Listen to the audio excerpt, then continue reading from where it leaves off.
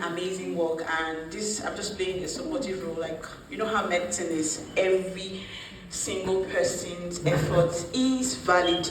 Nobody's effort supersedes the other, right? The consultant who is doing an open, what do you guys call it again? I don't know medical words again. ORIF, open reduction, something. Is as important. The person who is doing health education is as important as the person who is doing ORIF. Trust me. And I'm saying this because a lot of times I don't go by the book, so I'm eventually going to introduce myself, right? So I'm saying this because a lot of times you want to do something different, but because your village people or your compound people they've gathered money for you to become a doctor, and everybody wants to call you Konzo, everybody wants to call you Doki, and everybody wants to see you sweating and coming out of the operation room and having no time for yourself, stressed and having no money. They just want to see all of that, and because that's what the society has, made doctors out to be. Just say, okay, I have to do this, and I don't want to pursue something unserious like what I am doing. So that's why I have to say that every role you play in healthcare is very important. Down to the person who's taking medical records, down to the person who's doing health education, down to the person who is doing a tech product, down to the person who, just think about the smallest things in healthcare. Every single person is important. So I am Dr. Kelechi Okoro, also known as the health attainer. I'm a digital health nomad. I move around a lot. I have left the white box. No, I didn't leave the white box. I'm practicing medicine beyond the white box. Can someone tell me what the white box means? What? Yeah, I'm practicing medicine beyond the white box, and I call it a white box because really it's a box. It's a white box, right? For the patients, for the practitioner, it's a box. So I'm practicing medicine beyond the white box, right? I founded an NGO called Heal for Africa Initiative, still practicing medicine, health education, advocacy for livelihood, and also the Health Attainer brand is basically making health entertaining. Do I look like a doctor? Huh? So doctors have a look. Really? They look tired. There's sometimes when I post my dance videos and people are saying, you don't dance like a doctor. I'm like, okay, I'm supposed to get a stethoscope and tie it to my neck. And do what? What's the name of that? What am I supposed to do? How am I supposed to dance? I'm supposed to dance, right? Yeah, so I promote health in an entertaining manner. And basically I'm a hustler, but all my hustle is about health, right? Yeah, I host events, so health events, health-related events, anything that promotes health. I'm an Igbo girl, so I can connect anything to health. You can call me to come and host a party, and I will connect, because enjoyment is social health now. It's emotional health. Call me, say something and tell me I'll connect it to health with you. I'll tell you why I should be there doing my job. Just say something, an aspect that is not health. Oh, actually, no, please, that's a good one. I've actually, the last event I hosted was in Rwanda and Uganda, and it was a crypto event, right? And before then, while I was called to host that event, I did a program on Twitter called How to Remove the Crime in Crypto. And how do you do that? Yes, CRY, crypto. And how do you do that is by connecting your financial decisions to your health and how it affects your health, and how your how health affects your. Oh, are you feeling it? It's very important. If you invest wrongly, you will not have money to pay for your health. You will get depressed, right?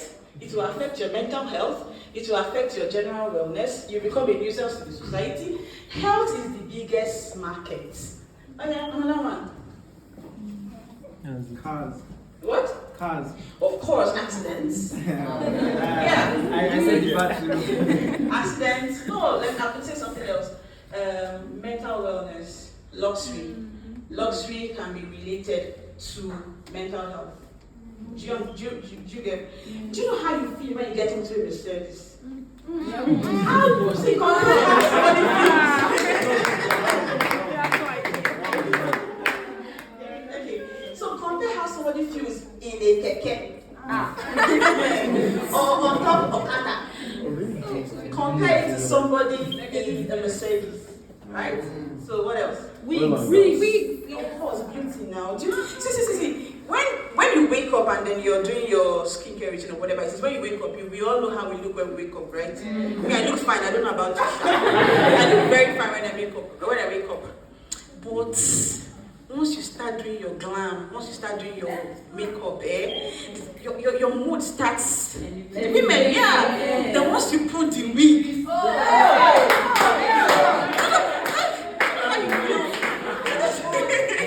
that's really good for your mental health. So you say, I'm a doctor or I'm a health influencer, you cannot influence for wig, bring it to me. So just connect it. So let's just do one more. Oil and gas. What? Oil and gas. Okay, so if you're talking about pollution, right? Pollution, and also connected to money. People who work in oil and gas, they are liquid. Do you understand? Okay, so you then talk about the health, you talk about the health benefits and the health hazards, occupational hazards. I mean, like different ways you can just connect. That's why I'm saying anything at all, you can connect it to health, right? Yeah, so that's the work. Now the work we will do. One more. Climate change. I know. Everybody in the same class, right? No. Who is in this? Okay. Do you have any of your... No. I came alone from You came alone.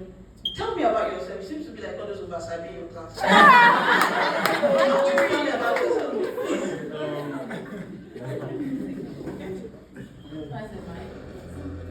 I'd actually bet I don't use the mic. But yes, I am Tanitolu Akolaakiola, a medical student from the best and the greatest. No, I didn't hear you, sorry.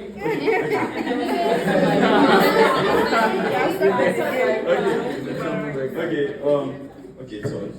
I am Tanitolu Akolaakiola, a medical student from the greatest school, Ilorin University Medical Students Association. I see myself as someone who wants to leave a mark anywhere I go. So it's something that I try to do in relating with people, in relating with posts. In training new trainers, it's something huge. But then I also see myself as someone who takes risks and makes sacrifices. I traveled all the way from Ilorin. I once went to Calabar in a night bus.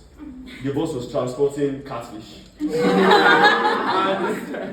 I stopped at Onitsha by like 5 in the morning. I had to sleep in the parked vehicle so that they will not steal my bag in Onitsha. Because I heard many things about what they do to people's bags in Onitsha, how they could just drag it from here and run. And I didn't have the energy to run, so I had to sleep in the bus there. I saw many things there. And coming back to Ilorin experiences, so I chased the thrill of the adrenaline just like you. Yes, I have exams like really close, and I'm here wearing the black OPT and T trainer. It's something that I know that I would love to do in the future, traveling around. So that's why I am very passionate about oil and gas and climate change. I strongly believe that my life's paths are tied closely to those fields. So I want to connect medicine to. So, okay, go on. Okay, what do you want to do?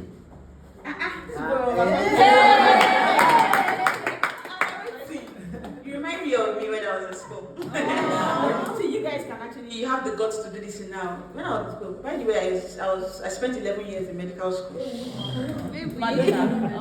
Imo State University. Accreditation problems, strife, and then I repeated 1 year. Yes, because my crime was that I was too funky. So that was my crime. So I repeated 1 year, and it was like 6 months because we had so many sets. Yeah, so so that's it. Usually when I was, in class, always trying to oppressors. Do you see your question, guys? Yes, no. Really? That should change.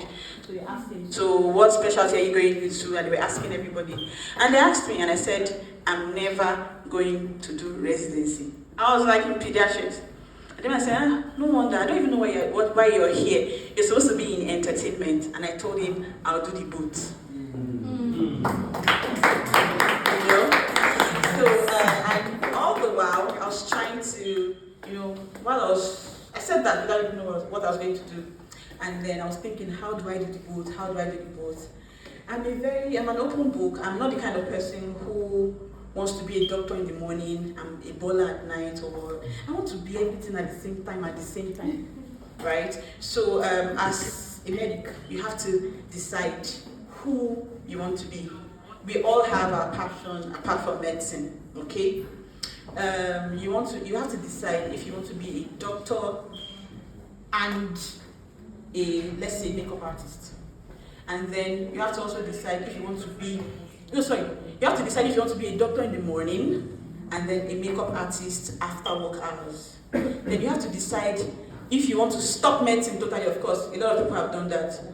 They stop medicine totally and they become something else. And your parents will be wondering, I don't waste money on top of this. And then the third kind of people are my kind of people who do the both of them at the same time. I'm not an entertainer, I'm a health-tainer. So I'm doing the two of them at the same time. So I'm asking you, who are you? Sorry, I'm not. If you did your sexual and reproductive health, there are a lot of books you can read, there are a lot of resources online. I'm not going to come and do that. Right? So let me just use this opportunity to do some inspire to respire, for you to perspire, so I don't retire from medical school.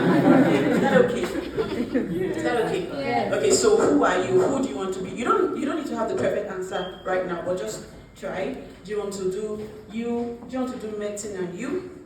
Medicine or you? Okay, do you want to do medicine and then afterwards you? Do you want to do medicine and you, or you want to leave medicine and do you? Yeah. So, and then whatever answer you give me, then give me a connection between your climate change and oil and gas and yeah. So it's the star boy of this event.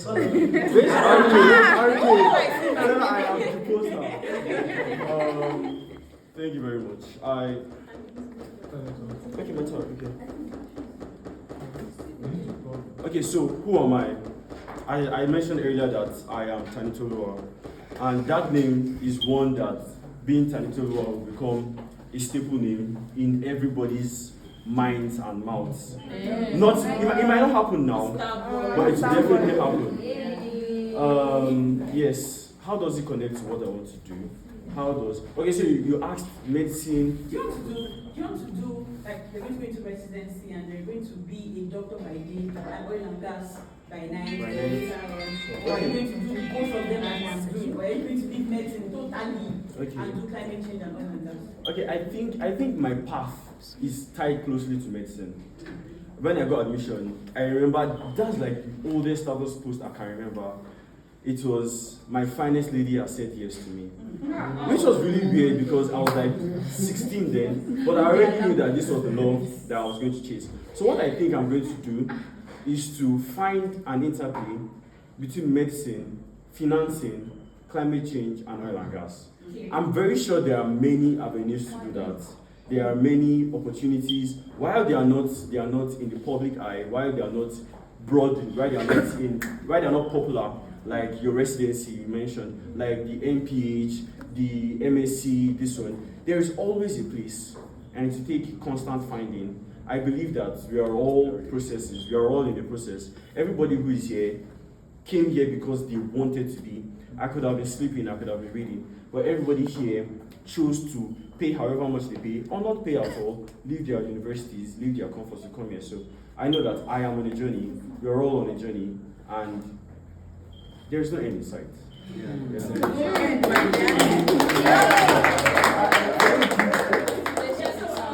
I can tell you for free that you can sit.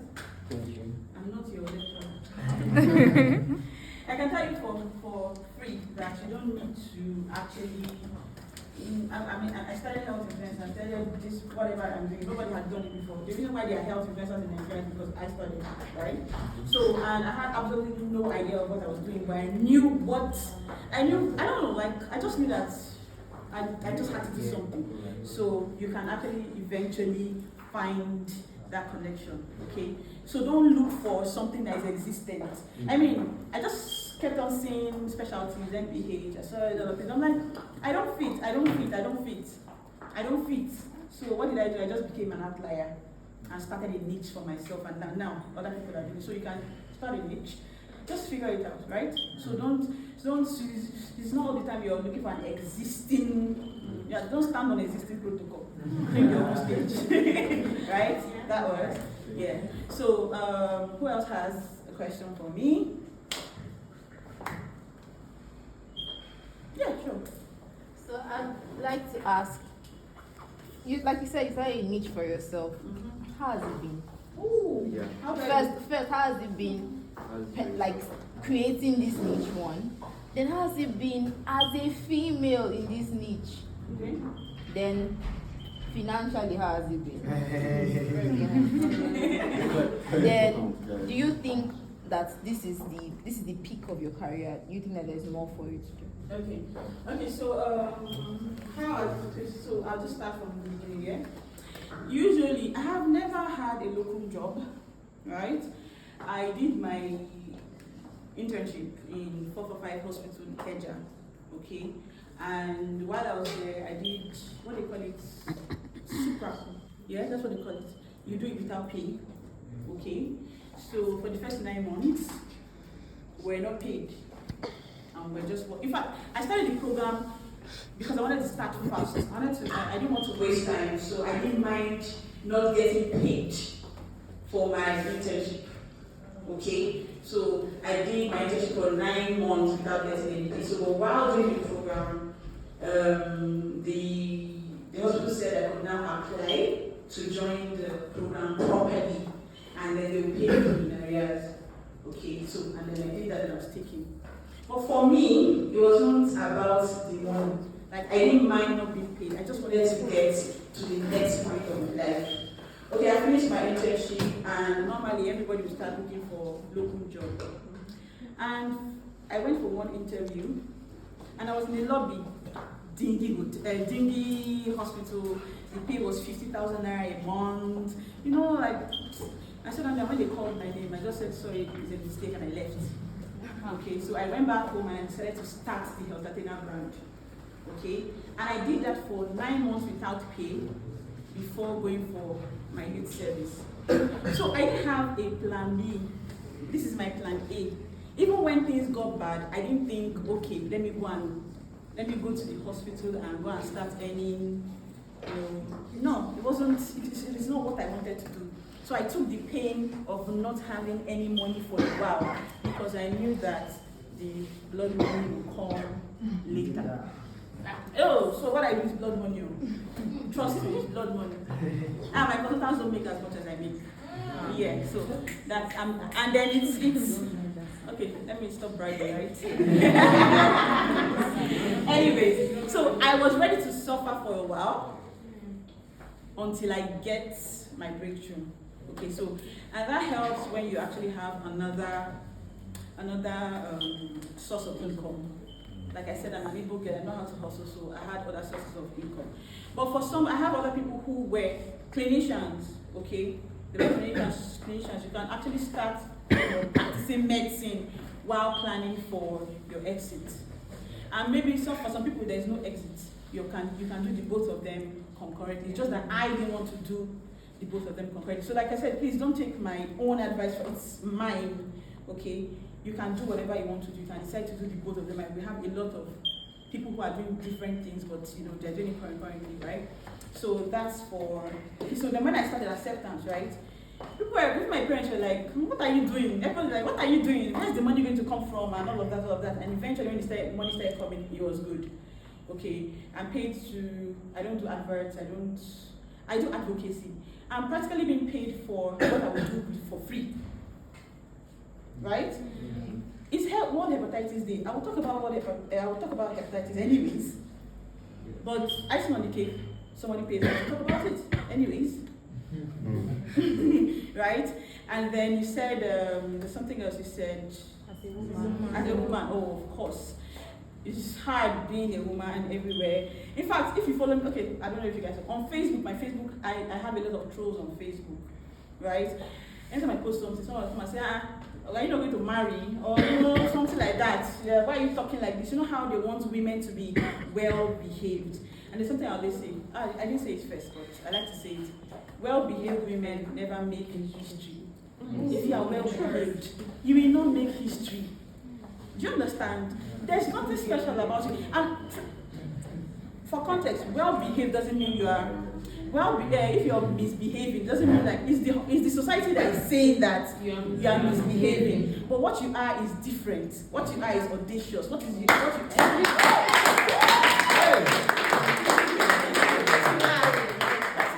are is vocal. That's right. Like, how dare you speak? Do you understand? Why shouldn't I speak? Why are you giving a relationship advice when you are not married? Do you have a cancer? But you cure cancer. Do you understand? Like, so, when you want to be different, you have to first have an experience with yourself. You have to first know yourself. If not, people will tell you who you are or tell who you're not, right? You have to first of all accept, okay, this is what I'm going to do, okay, this is what I want to do. You're going to stand in the mirror a couple of times and, doubt yourself like, am I really ready for this? Now let's even go to your own colleagues. That's the greatest resistance. Like, everybody's in the clinic, you're there, shall I? Do you understand? Why do you think, did you get, people are supposed to be in the clinic, you're not so much of a doctor. No. I'm as much of a doctor as you who do the surgery, because if I don't educate people, they will not have any reason to go to the hospital. If I don't tell people that, okay, that thing you have on your leg is an ulcer and all that, they'll go to the shell and they'll go and fix it. But I'm educating so that people come to you. People have a better understanding and people have more trust in the process. A lot of people have lost their trust in the clinical practice, and that's the truth. People like to go to quacks because quacks are more relatable. They are more relatable. They tell you what you want to hear. They say things. I mean, have you heard yourself speak? You're talking nonsense. That thing you're saying is between you and, we doctors, we talk like we are trying to impress each other.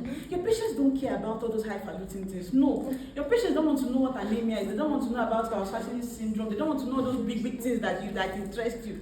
They want to hear blood shortage. They want to hear baja. What's that thing? Yeah, those are the things that these people want to hear. Right? And that's why these patients, they want to hear things like pipe. They want to hear jedi. And people who say those things to them, they would listen to those people more. So that's why people like us were stepping in so that the quacks don't do it for us, right? So I'm also doing an important job. So I would never. I think it was just when I started, for a bit, I felt that, oh, this person is wearing scrubs. This person is in the theater. This person is I'm wearing my shredded jeans, and I'm also doing an amazing job. Okay, you never make me feel like I'm doing anything there. So that's why I say you have to first of all convince yourself that this is what I'm doing. And I just keep talking about the work that I do. People have gone into tech, health tech. Yeah. It's surprising that most health startups are not owned by doctors. People are cashing out. This is blood money. Tech is blood money. People are cashing out, and then you see. Don't misquote me. People have to be in the clinic. It is some people's passion. Yes. But if it's not your calling, if it is not your passion, if you think that, sorry, I'm not for giving bad advice. So this is it. If you know that there's something else you can do to support clinical practice. Some people ask me, you no longer practice medicine. I say no. I practice medicine. Right now, I'm practicing medicine. On this stage, I'm practicing medicine.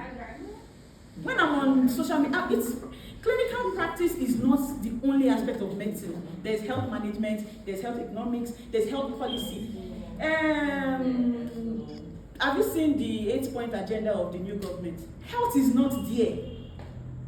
And that's because we don't have a lot of policy makers who have doctor background, who have medical backgrounds. The people who are deciding, the decision makers have no interest. Everybody will protect their own interest. In the Senate, in the House of Assembly, do you want somebody who is just a, let's say, a farmer? You want him to be talking about health bills? Some of you should be all these greatest baba, and you're dragging position in SUG and what do you call it? Greatest bubu. On tables that matter. Yes. Everybody will not be in the clinic. You need to understand that. And if it's not you, it's not you. Don't fight it. Don't fight it. You're going to disappoint yourself and appoint others. Right? So you need to start seeing medicine as what it is, a holistic. Look at it like have that holistic approach. What are the bridges? You know, what are the bridges? What are the gaps that you can bridge in medicine? Hospital, right? The only hospital management, the only experience you have or the only degree you have is MBBS. You have no right to be managing a hospital. That's why hospitals don't make money. That's why hospitals are. Have you watched House and Doctor all those? Do you know that there's HR? There is a so there's a clinical chief medical director, and there should be an administrative arm, right? So if you are that person, you're interested in administration, then go and do MBA, go and do hospital management, go and do hospital health management, all of that. You're still practicing medicine. I hope with these few points of mine, I'll be able to convince you that I'm practicing medicine. Yes. I'm practicing medicine. Yes. I don't need to practice medicine from the clinic. I have to practice medicine beyond the clinic so that what happens in the clinic can be optimal, right? Yeah. That's all the question. Okay. Yeah. Any other question?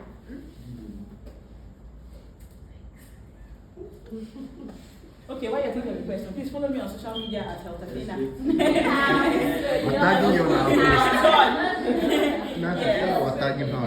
Okay, so let me touch on this is sexual and reproductive health and rights, including HIV. Okay, good. When I went to serve, you guys you've not served yet after you So please resist the urge to join medical CDS. I went to when I went to for my CDS the first time I went, and it was the same thing. Everybody wearing glasses, highfalutin. We are trying to compete with each other. The people that need our help, they don't need all of that, right? We go there and we are doing a presentation. How does that develop this community? So I left and I went to join sexual and reproductive health, HIV and AIDS. And it was different because you can actually have more impact. Okay, so you don't have to join the medical and health CDS, except when you get there, you can shake something up and make sure they're doing something different. Okay? So when you go there, see, wherever there's so much stereotyping in the medical field, the same thing. Till now, you're not just don't do things the way they have been done because things are not changing. If you need things to change, then you have to be mad, right? Make a difference. I don't say I'm mad, I should have made my records. That's to make a difference. Go somewhere, be somewhere, and then just change everything. So basically, don't just come out of medical school, go and do residency. That's straight line. If there's other things you can do, please just explore them, and just make sure you're doing it because you want to do it, not because I said so. All right? Think tech, think whatever. So, like I was saying, sexual and reproductive health and rights is something that a lot of people don't want to talk about. I'm sure some people do not come because they're talking about sex. It's very funny that doctors are shy to talk about sex. That's why they now start bringing religion into it. There's a particular lecturer, he's a very naughty lecturer, right? He knows all those SU students in school. So when you come for your ONG or gynae, he always has a banana or a plantain, very humongous one, looking like a penis. He will have it there. So when he cites you, he will give you a condom and say, a patient has come. He will tell you that an 18-year-old came to you for contraception advice. What should you tell the person? The one person, if somebody who's going to be a doctor in the future will say, I'll tell him that he's not supposed to have sex at the age of 18. You say, okay, come back after 6 months. Yes, because you should actually come back after 6 months. It's a church. It's a clinic, not a church. Yeah, a doctor, not a mommy Jew. Thank you. Okay? Do your job, right? And then if you want to add, if it's in another kind, they will sue you for telling, yes, people, yes, your patients can sue you for you telling them about God. Yes, your patients can sue you. Your patient can sue you for refusing them. I mean, 18, the adult age is 18, right? Yes. So, according to the Constitution, you have the right to ask for contraceptive, right? So what you have to do is to explain to the person, and then when you do all those explanations, when somebody is more informed, they can make more informed decisions. Yes. Someone made a post and said, why is it that they don't make contraceptives available to 18-year-olds? And I said, if you make sexual education available to school children, then there won't be any need to make contraception available to them. Yes. Because if you talk to them about sex, they are more informed. It's not the one that says, don't let any man touch you, you get pregnant. That is not sex education. That's market women talk. Tell them the consequences of having sex when they're not ready. Tell them the consequences, how getting early pregnancy can affect them, and they would not need contraception because they wouldn't even have sex, right? So as a doctor, please do your job as a doctor and leave salvations ahead for people that need it. Yeah, so sexual and reproductive health is also a very juicy part of medicine, because a lot of people are not talking about sexual and reproductive health. A lot of people can't talk about sexual and reproductive health. So I get a lot of jobs. In fact, when I make posts about sex, the shares and the saves are usually more than the comments. People like it. They want to hear about these things. That's why Kayamata preneurs on social media are making a lot of money. Kayamata preneurs are making a lot of money. As a doctor, if you provide that service for them, you make more money because they know that you are qualified to make such recommendations and all of that. But if you're not going to tell them, they're just going to go right ahead and go to somebody who is ready to tell them. There are a lot of grants available for sexual and reproductive health programs. There are a lot of global opportunities for sexual and reproductive health programs. So in medicine, the hardest parts are those parts where you can make a lot of money, and the parts where people are not even going into. Everybody, for people who don't want to do clinical medicine, the next thing is MPH. It's outdated. MPH. Everybody has an MPH. What are you even doing with it in the first place? The only thing I have is an MBBS, and I share stages with people who have, a lot of degrees and after MBBS, because I am actually doing it. These days, people are interested in what people are doing. Okay? So, apart from sexual and reproductive health, we search for areas where people are not going into, and there will be hotkey there. Don't do something because your lecturer did it. Don't do something because your chief did it. Just create a path for yourself, but most especially make sure you're doing it for yourself. Right? What else? Aha! I was going to say something. Okay, if you have any questions for me, before I remember what I'm going to say.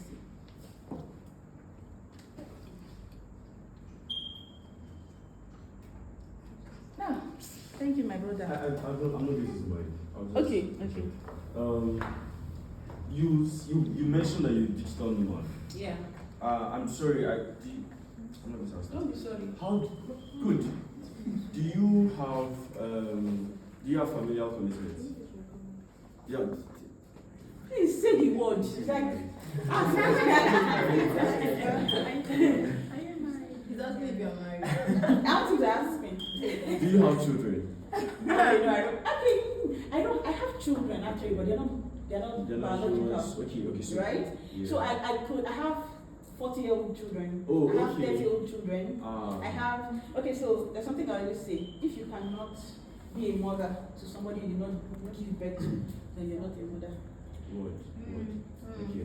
Okay, so It's why I see 40-year-olds, I see 50-year-olds trying so hard to have a child and then die in the process.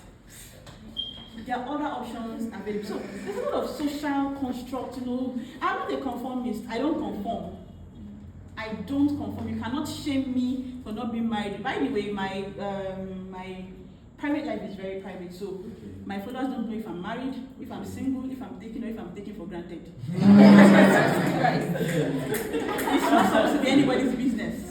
What's your business is my content right here. So yes. So the question I wanted to ask is, so personally, I think I want to have, my parents and your parents. How do you manage your time such that you live and you can actually live? Now, I don't mean to be unnecessarily vague. You travel a lot. You mentioned that you are a nomad. Being a nomad means you're not rooted to one place. How do you maintain your relationships? How do you ensure they don't all? Because I face it a lot. When you leave somewhere and then you come back, many things have changed. There are inside jokes and you're not inside them. And yeah, in a relationship with somebody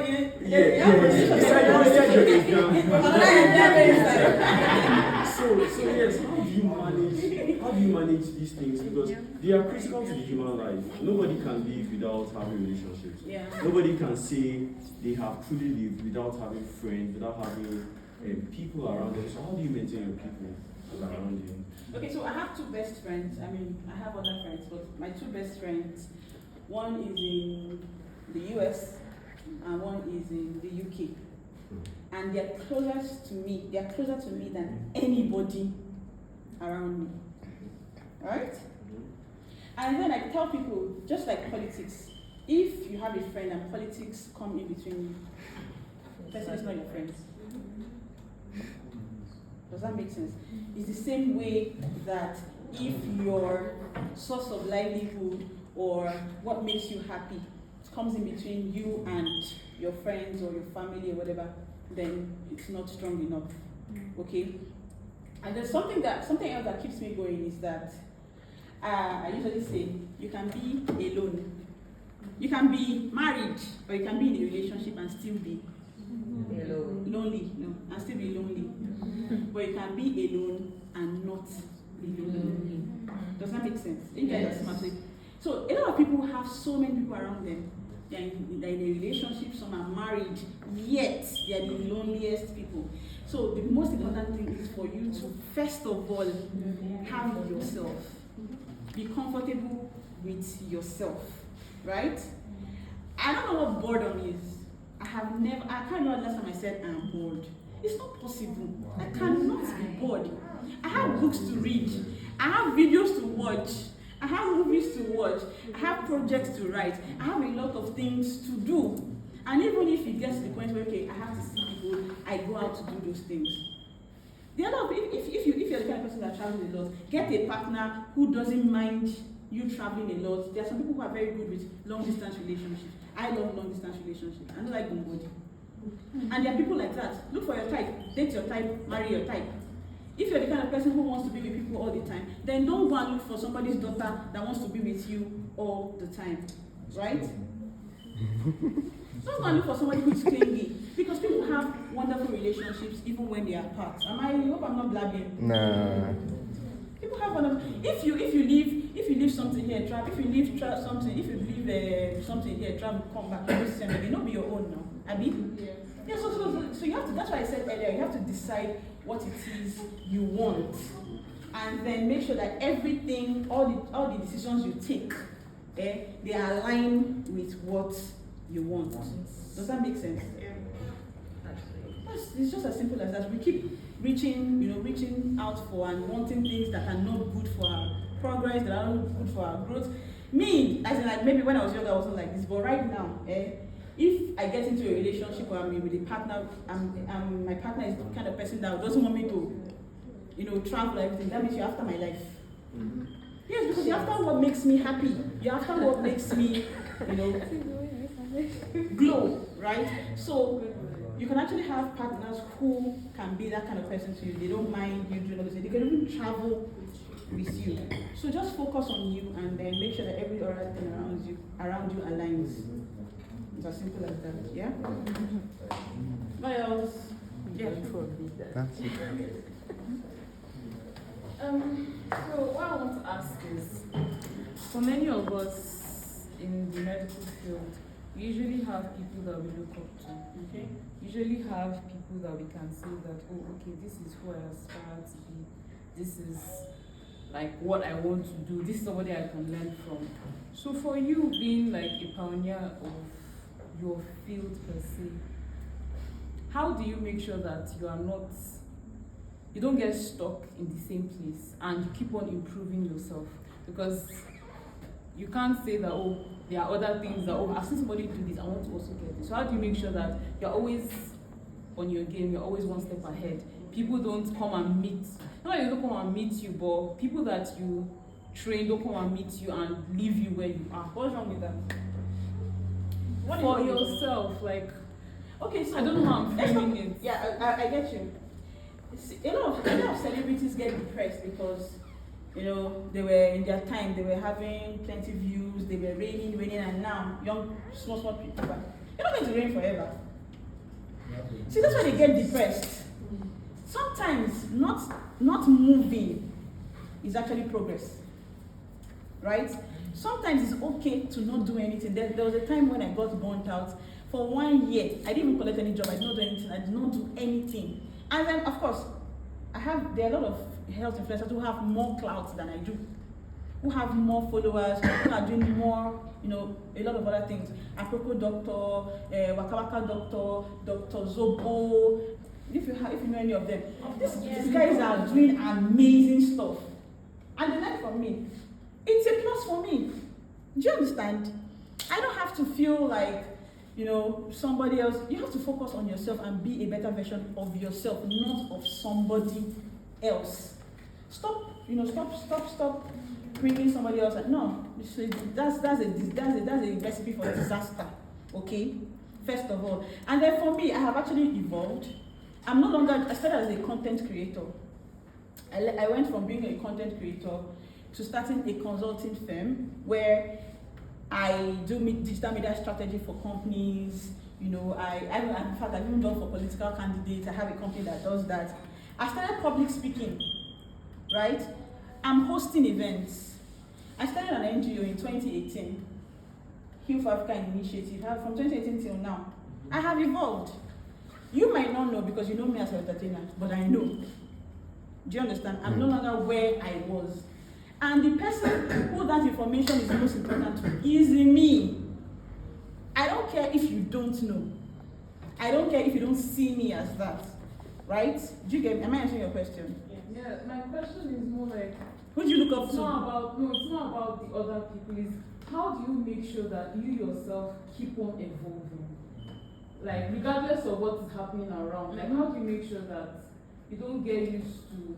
Because I'm a believer in she's, like what you said, she's better than who you are yesterday. Yeah. But I imagine that when you get to a level of success, it's easy to get comfortable and not want to improve or not realize that you need to improve. So what process do you have in place that makes you keep on evolving? Okay, so having a blueprint, right? Having plans.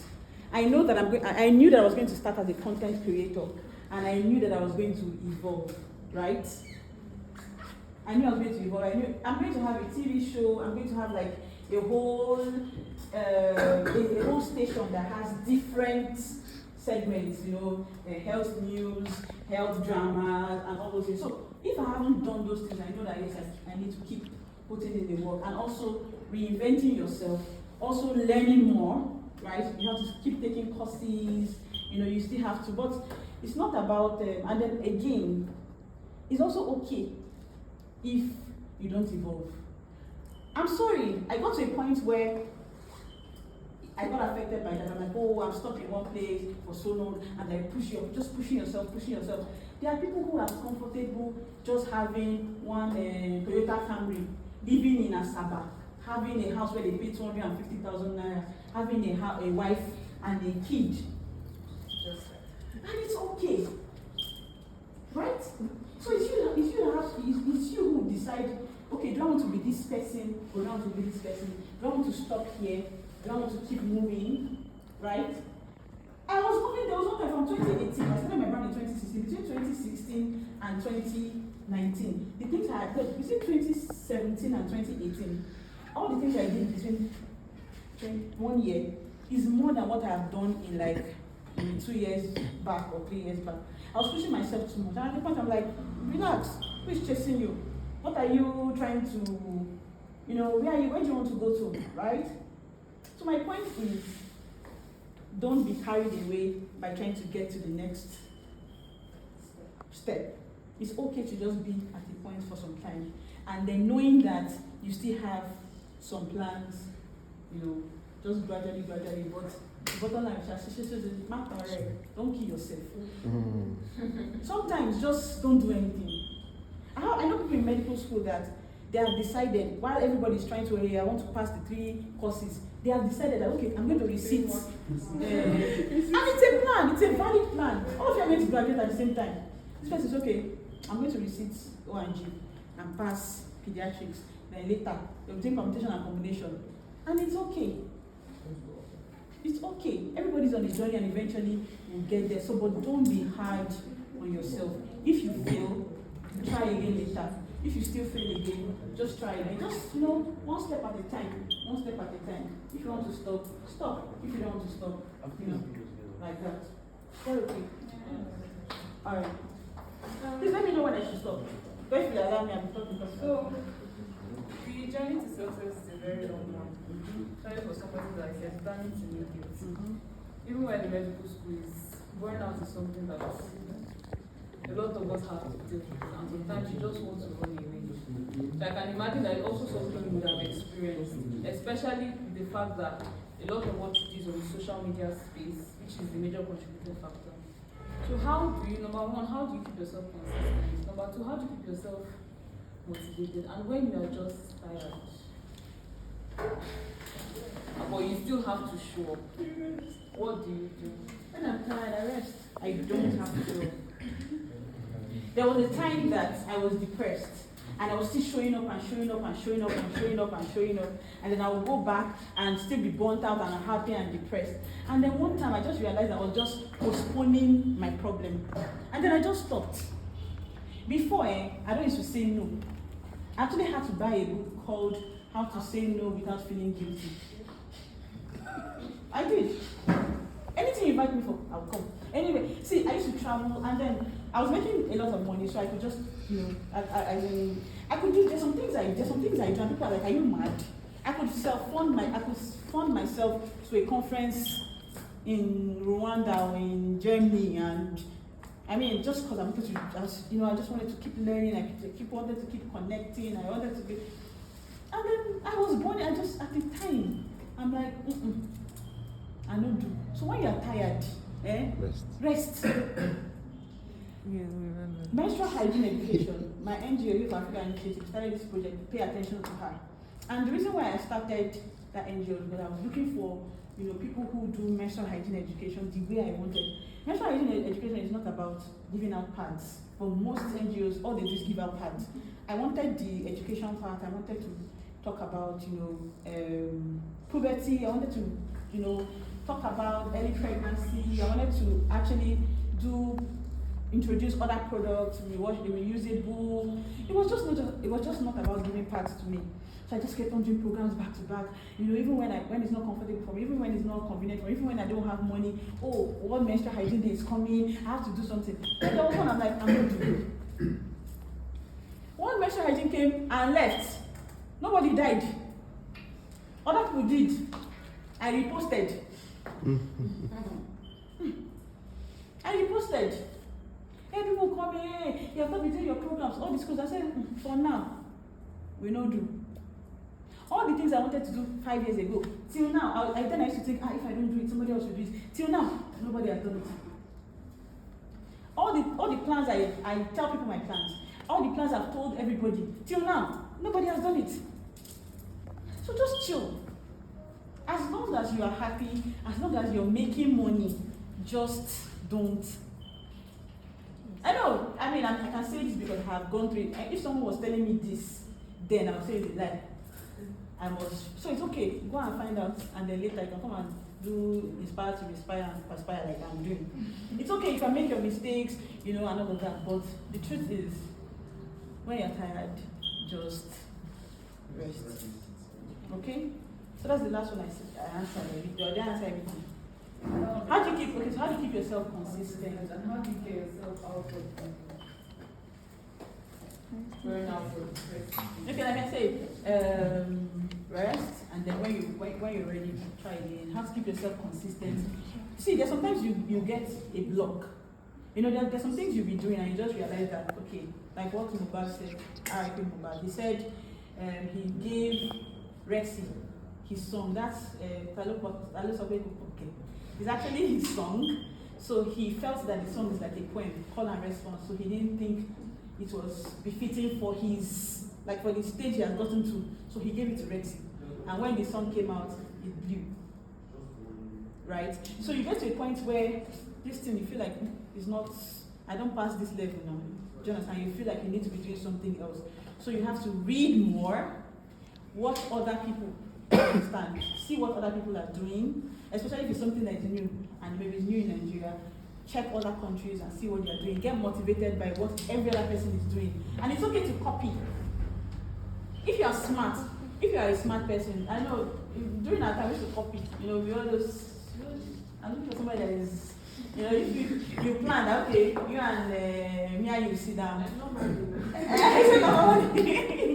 So there are situations whereby you copy somebody and you pass the person. It's not that kind of thing they do in Abi.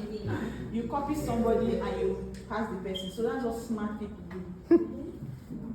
See something, copy it. Don't copy it like a medical doctor. Copy it and then refurbish it, revamp it, and then it seems brand new. That's what innovation is. There's nothing new under the face of the earth. Nothing new. Innovation is doing something that has been done but in a different way. So that's how you get motivated, that's how you get new ideas. There's something I do. I try not to watch other Nigerian content creators, health content creators, because I see a video, I'm like, this was wanted to record yesterday. And then if I now record it, it's now be as if I copied the person. So there's no idea that is virgin. It's only Mother Mary that is a virgin. Everything, see what you're thinking of right now, somebody else is thinking of it. Whatever it is you're thinking of, somebody else is thinking of it. So just keep, exposing yourself to stimulants and just keep getting stimulated. So anything can inspire you. What gets me very creative, right? I hang out a lot. I'm an enjoyment minister. I hang out a lot. As it is like this. You usually wonder, where do you get all this energy from? You spoke, I've seen everything I've done today, but I can still end up hanging out till the next day. And people ask, where do you find all this energy? I have ADHD anyways, but still, I have so much energy, right? It's too much.